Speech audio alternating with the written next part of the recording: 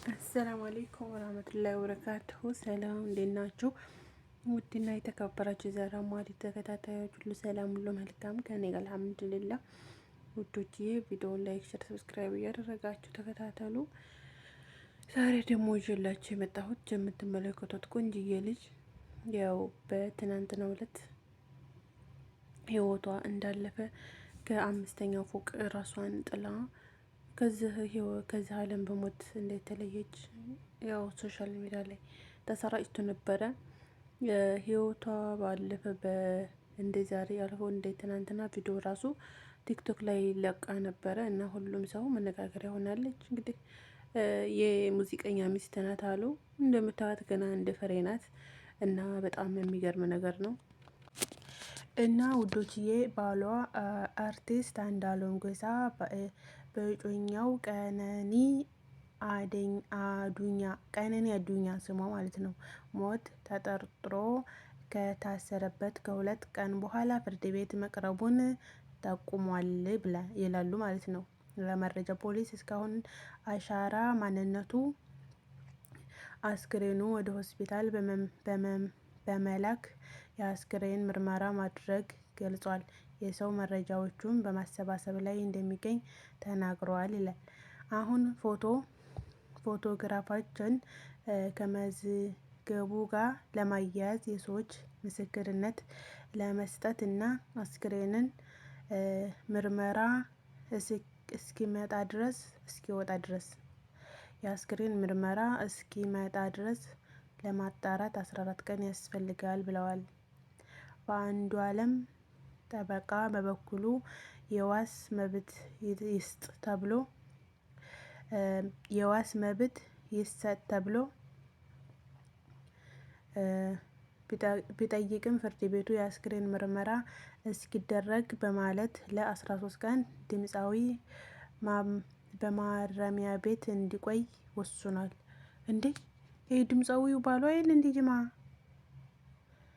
እና እንደዚህ ብሎ ፍርድ ቤት ወስኗል አለ። ፋስቲም የሚል የዩቲዩብ ፔጅ ያለው ነው ማለት እና መረጃውን እያንዳንዱ መረጃ ነው የሚያቀርበው ማለት ይሄን ብቻ ሳይሆን የለም መረጃ እንደ እንትና ማለት ነው እንደ ጉርሻ ፔጅ እና ይሄም እንደዛ እና ምንድነው ይሄ ድምፃዊው ባሏ ነው እና በቀብሯ ላይ ደግሞ የልጅን እውነት ፈልጋለሁ የፍትህ አካላት ተከታትለው የልጅን ሀቅ ያውጣልኝ ደሟን ያውጣልኝ አባት አቶ አዱኛ ዋሴ ይላሉ። የወጣቷ ቀነኒ አዱኛ ስርዓተ ቀብር ዛሬ በአዲስ አበባ ቅዱስ ስላሴ ካቴድራል ተፈጽሟል። በስርዓተ ቀብሯ ላይ ፍቅረኛዋ አርቲስት አንዷለም ጎሳ በፖሊሶች በመታጀብ ተገኝቷል። እርሙንም በማውጣት ስርዓተ ቀብሯ ላይ ተገኝቷል። የቀብር ስርዓት ከተፈጸመ በኋላ አባት አቶ አዱኛ ዋሴ ለቀስተኞች ፊት ባስተላለፈው መልእክታቸው የልጃቸውን ፍትህ በእጅጉ እንደሚሹ አሳውቀዋል። ያ ማለት ልጅቷ ራሷን አላጠፋችም ማለት ነው። ሁላችሁንም የምጠይቃችሁ አርቲስቶች ለእናንተ የማስተላልፈው መልእክት የልጄን እውነት እፈልጋለሁ፣ አፋልጉኝ። እንዴ ሀጫሉ ሞት ተድበስብሶ እንዳይቀርብኝ ብለዋል።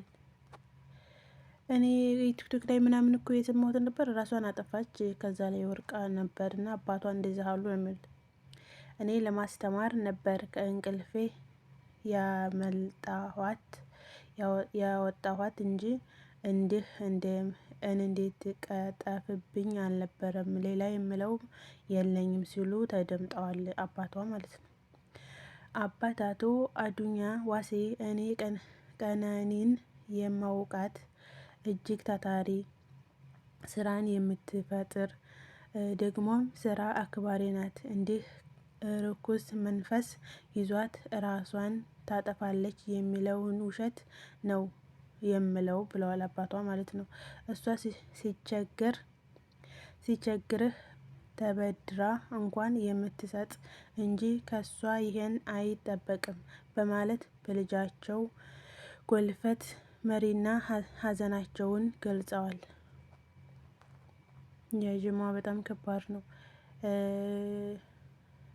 በጣም የምታሳዝናት። ያም ሆነ እንግዲህ ልጅቱ ያው ወደ አኼራ ሄዳለች ማለት ነው። እንግዲህ ያው ነገሩ እንደሚጣራ ምናምን ነው እንትን የሚለው መግለጫ የሰጡት። አባትየውም እንግዲህ እንደዚህ ነው ያሉት። እኔ አሁን ቢሆን የፍትህ አካል ተከታትለው ሀቋን ያውጣልኝ ነው፣ ደሟንም ያመጣልኝ ነው፣ ሌላ ምንም የምለው የለኝም ብለዋል ይላል። ለጋዋ ወጣት ቀነኒ አዱኛ ከአባቷ አቶ አዱያ ዋቆና ከእናቷ አርቲስት መኮንን መጋቢት 17 ወይው ደግሞ ገና ልጅ ናት። ደግሞ በ1991 ማለት በጣም ልጅ ናት ነበር የተወለደች። የፊታችን ቅዳሜ 26ኛ ዓመት ልደቷ ለማክበር ስትዘጋጅ ነበረ። አሁን ይሁን ስቱዲዮ ምናምን የሚባል ፎቶ የሚነሱበት ትሄዳለች ምናምን እየተባለ ነበረ ማለት ነው። እና በጣም ያሳዝናል። በጣም በጣም የሚያሳዝን ነው። እኔ ደግሞ ሌላኛው የገረመኝ ነገር ምንድነው? ባሏ ሹ ደኸሉት ባሏ ምን አገባውና ነው ማለት ፍቅረኛዋ ተጠርጥሮ ነው። ያው እኔ ብዙም እንትን አላልኩም። ያው ፌስቡክ ላይም ቲክቶክ ላይ እንዳየሁት እንደዛ ነው። ፌስቡክ ላይ ደግሞ እንዳልኳቸው ልጁ ለመረጃ ቅርብ ነው። እና እንግዲህ ይሄን ይመስላል ውዶች። ይሄ እንደምታዩት ዱንያ ጧት ታይተን ማታ ነው የምንጠፋው። እንግዲህ አላህ ኸይሩን ነገር ይሻለን። አላህ አኗኗራችንን አሟሟታችንን የሚያሳምርልን ነው የምለው። ሌላ ምንም አይባልም። እና ልጅቱ እንግዲህ ገና አንድ ፍሬ ልጅ ናት። ሩጣ ያልጠገበች ባፈር አረጀች ማለት ነው። እና በጣም ታሳዝናለች ልጅቷ። ያው እንግዲህ ያኔ እንደዚህ ነው ተባለ። እንግዲህ ራሷንም ታጥፋ ያው በእንትን ላይ በመጣራት ላይ ነው ነገሩ ያለው። እንግዲህ ይህን ይመስላል ልጆችዬ። ብቻ አላህ ኸይሩ ነገር ይሻልን።